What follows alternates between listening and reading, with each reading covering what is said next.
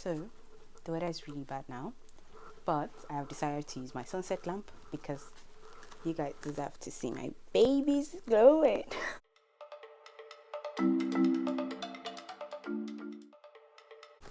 Hi everyone, welcome back to my YouTube channel. My name is Aisha. If you're a returning subscriber, thank you so much for joining us again. And if you're a new subscriber, welcome. Oh, and there are 100 of you already. I am so proud that there are already 100 of you. Like, you know, I feel like we've become so desensitized to numbers, like online. Being online is driven by like algorithm and stuff. But in real life, if there are 100 people in front of me, I don't think I can talk to 100 people in a room. So thank you so much for subscribing to my channel already. So because this is my second video, I want to be accountable so that I remain consistent. And my plan is to post one video a week on Saturdays, 6 p.m. GMT plus 1, which is 5 p.m. in the UK. But you get the point, Sha. But yeah, today I'll be discussing my top reads of 2021. And I've been watching like a lot of these videos on BookTube, and it's very interesting to see so many people's favorite books. I don't think I saw any of the favorite books that I have here on any of the videos I've seen, so hopefully it will be nice and you'll be able to pick up some of my favorites. In 2021, I read 35 books. Well, I finished 35 books. I read a couple more than that, but I did not finish them, so they don't count. So this list is not in any particular order. I'm just picking the books as they come. So the first book that I'll pick is My First and Only Love by Sarah Khalifa, translated by Aida Bamia. This translated from Arabic into English, and it was published, I believe, in 2021. Okay, so this story follows a woman called Nidal in her 70s. She has returned in 2002 to rebuild her family home in Nablus, Palestine, and she was initially exiled. And then she encounters Rabi. Rabi was her first love during the final days of the British Mandate and the height of Palestinian resistance before the creation of Israel. Basically, she was crushing on the guy, or she fell in love with him. So this guy reappears in front of her when she's in her 70s, and is encouraging her to basically read her uncle's memoirs. Her uncle's name is Amin.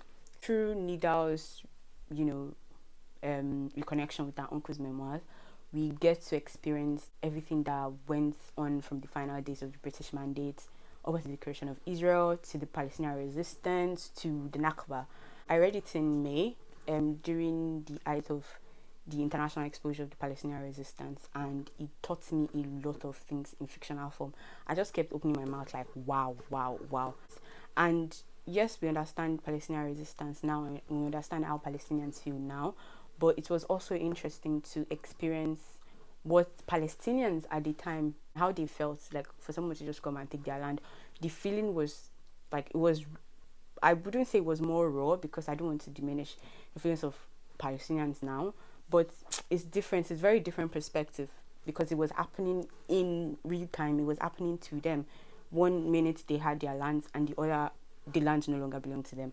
And now, I mean, they've spoken Arabic all their lives, and now all of a sudden there are so many languages around them: English, Polish, German, French.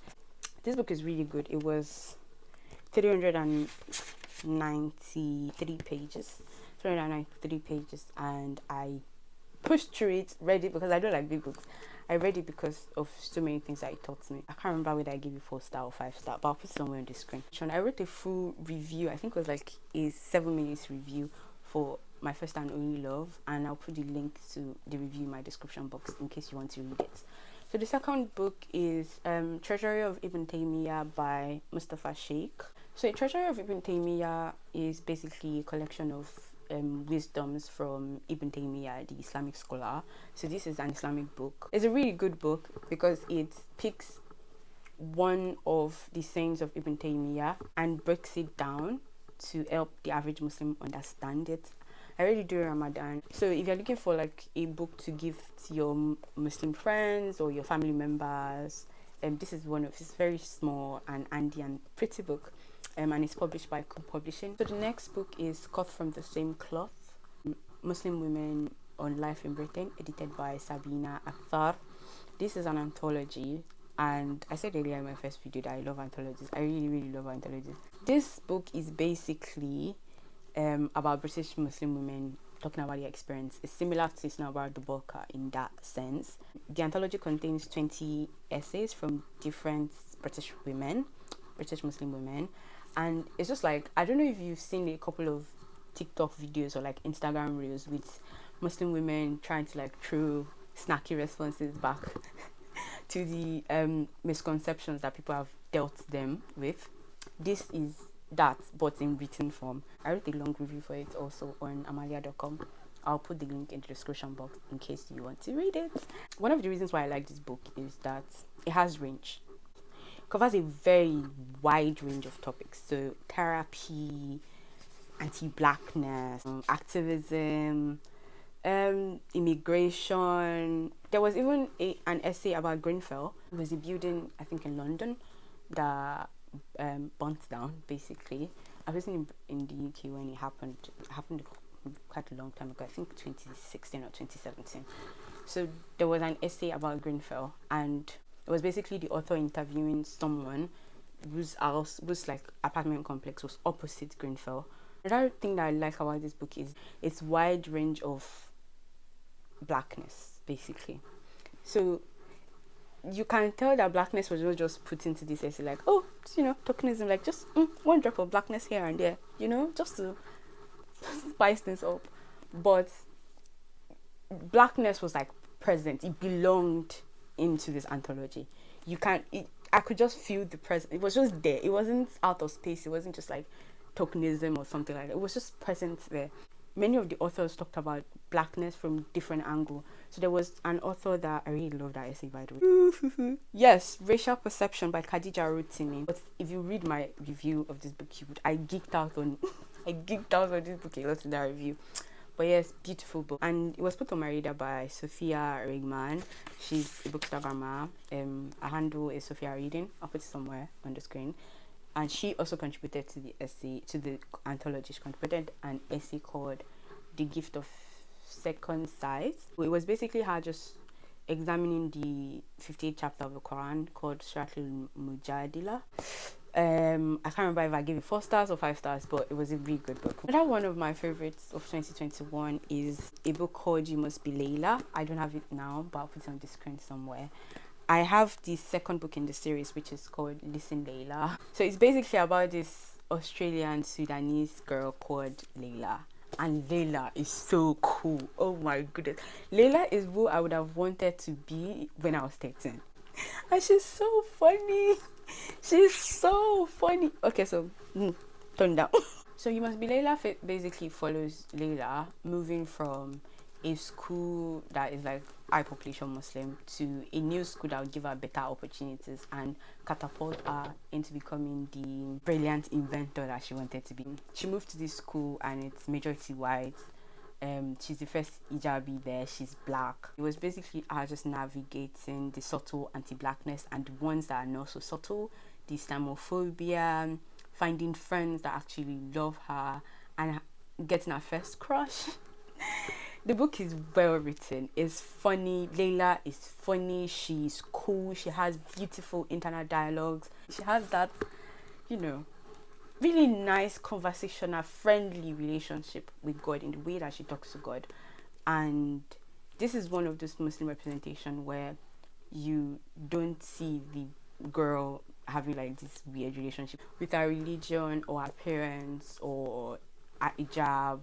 Even like when she has this first crush on the white boy, it was just so beautifully executed. I liked the way it was executed. Anyway, she didn't have to lose any part of herself because she was crushing on this boy. The second book in the series is Listen Layla, also by Yasmin Abdul Majid, also about Layla.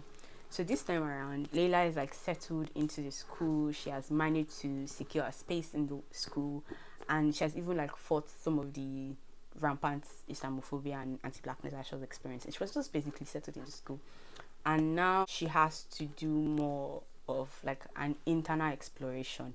So this was more a much more personal exploration for Layla. has to go to Sudan from Australia to visit our grandmother who is in the hospital. And then it was around the time of like protests in Sudan. So it was just basically her just going through all of these things, identity, nationality, coming to terms with like politics at her age, and being less selfish in a way. I wrote a full review for this book also. I would link it in the description box. I geeked out a lot. This is us, Black British Women and Children, edited by Kafayat Okonlawon. So this book is also an anthology in a way, because it's a collection of essays, non-fiction essays, from over 100 Black British women. So imagine Humans of New York. You know the way the guy, the owner of the Humans of New York, would like just talk to random people and ask them to tell him their stories. This book is that, but in written form, and about Black British women and girls.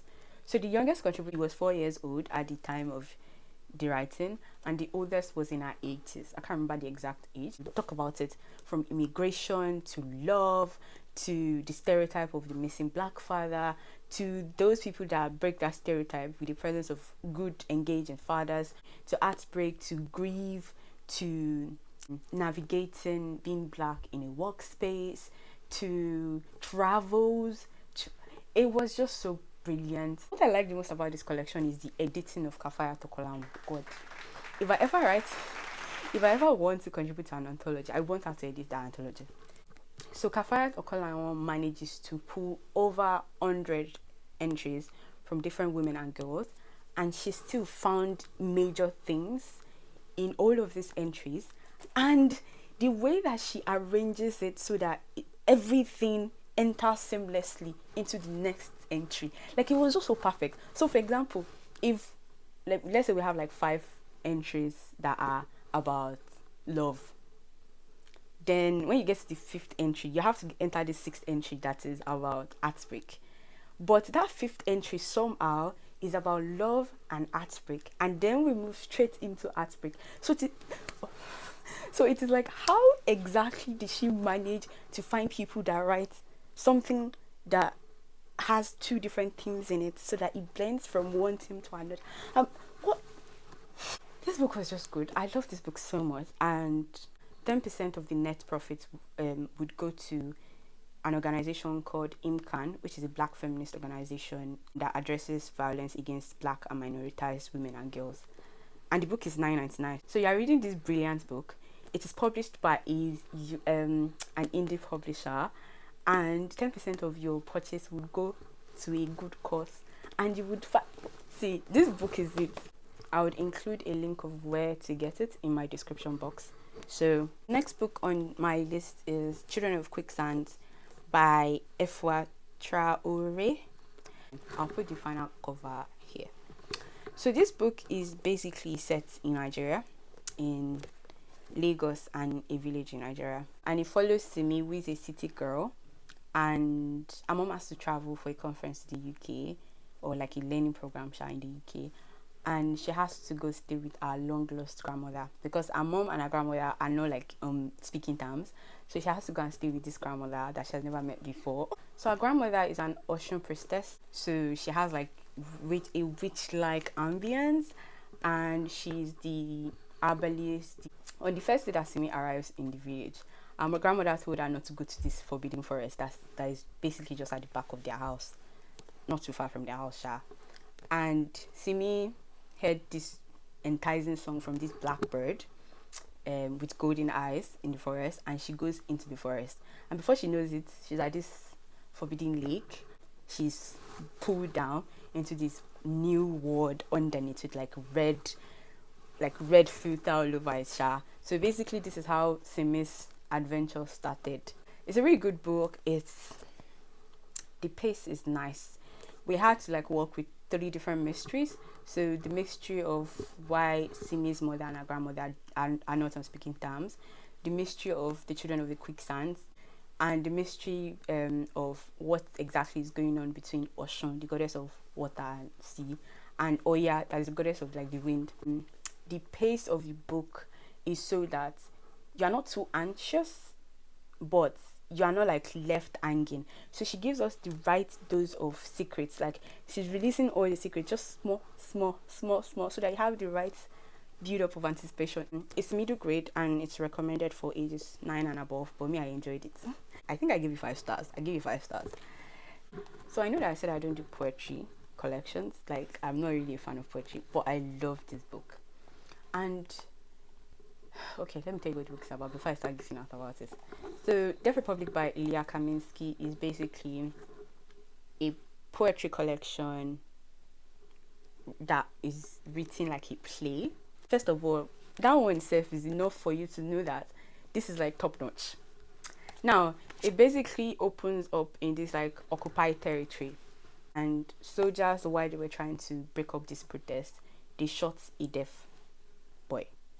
This deaf boy happens to be the cousin of a couple, Onso and Sonia, and they're puppeteers. So the boy is the cousin of Sonia. And these puppeteers, basically, when they killed the boy, the cousin, Afonso and Sonia started a protest with like the people. Guess how these people do their protest? Their act of revolution is basically that they decided to stop hearing. So deafness as an act of revolution. Kaminsky is basically asking us to look at deafness as an act of revolution in another light. It's disrupting all idea that we've grown up with of what deafness is. People that are deaf, we should pity them. And Kaminsky is saying that there is this group of people that chose to stop hearing as an act of revolution. Along the way, the story just followed, how people become complacent in the face of other people experiencing injustice, even though they started this revolution with the family, Afonso and Sonia. It's just a good book that follows different parables. You would see like different. There are so many poems in this collection that you would read and be like, word. And I believe I gave it either 4 stars or 5 stars. So the last book is Women and Power by Mary Beard. So let me give you a backstory. I read a couple of like feminist essay collections in 2021 because I just wanted to do some feminist reading. So I read Men Explain Things to Me, and I read The Mother of All Questions. So while I enjoyed many of Soulmate's theories, I got the vibe that our feminism wasn't very inclusive of people with multiple intersections. Most of the vibes I was getting of our lack of inclusion was mainly towards Middle Eastern women and like Muslim women ish. It wasn't vibing with me. Your feminism has to be inclusive. Even if you don't agree with the choices that people make, other women make, your feminism has to be as inclusive as possible, because that's the whole point. So when I went into this book, I was not expecting anything at all. So when I read the book, and Beard was basically just talking about the relationship of women with power, but from a Western history perspective. She was looking at Western history, so like Roman and Greek. And there were many times, a couple of times in the book where she highlighted that she's talking about specifically the Western Greek Roman history. And she acknowledges that there are other histories that might have different relationship with women and power. And that in and of itself was just nice to me. I know that like the bar is on the ground, but the fact that she still tried to show that, it just made it easier for me to read this book, because at least now I know that this person understands to some extent the concept of intersectionality. The second reason why I like this book is that there was one of our theories that was just really good.